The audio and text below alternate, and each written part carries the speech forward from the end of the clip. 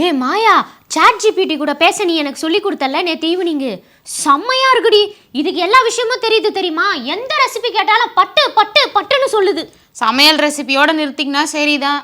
ஏன் ஒரு மாதிரி பேசுற? நான் வேற என்னடி கேட்டுற போறேன்? நீ கேட்கறது இருக்கட்டும், அது பேச்சை நம்பி ஒருத்தன் தன்னுடைய அம்மாவையும் கொண்டுட்டு அவனே சூசைட் பண்ணி செத்துட்டான் தெரியுமா? என்னது, சாட் ஜிபிடி பேச்சு கேட்டு அவங்க அம்மாவை கொன்னுட்டானா? என்னடி ஏதோ புதுசு புதுசா சொல்ற?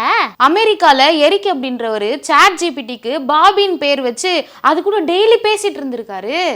ஒரு நாள் அது திடீர்னு என்ன பண்ணிருக்கு, உங்க அம்மா ஒரு பேய், அவங்க உனக்கு மருந்து கொடுத்து கொல்ல பாக்குறாங்கன்னு சொல்லியிருக்கு. அவங்க அம்மா அவனுக்கு மருந்து கொடுத்தாங்களா? அப்ப இவனுக்கு ஏதோ பிரச்சனை இருந்திருக்கு போலடி. ஆமாடி, அந்த எரிக்கு 56 வயசாகுது. அவருக்கு பேரனோவா அப்படின்ற ஒரு டிசார்டர் இருக்கு. அந்த டிசார்டர் இருக்கனாலதான் ஏஐ சொன்னதை அப்படியே நம்பி அவங்க அம்மாவையும் கொலை பண்ணிட்டு அவனும் சூசைட் பண்ணிட்டு செத்துட்டான்.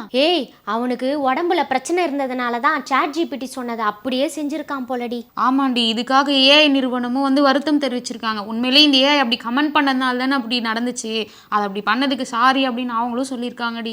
நீ சொல்றத பார்த்தா எனக்கு ரொம்ப பயமா இருக்கேடி. இப்ப நான் இதுகிட்ட ரெசிபி எல்லாம் கேட்கலாமா வேணாவா? பயப்படுற அளவுக்கு அதுல ஒண்ணுமே இல்லடி. ஏஐல நல்லதும் இருக்கும் கெட்டதும் இருக்கு. நமக்கு தேவையான நல்லதை மட்டும் எடுத்துட்டு கெட்டதை விட்டுட்டு போயிட்டே இரு. நீ சொல்றதும் கரெக்ட் தான்.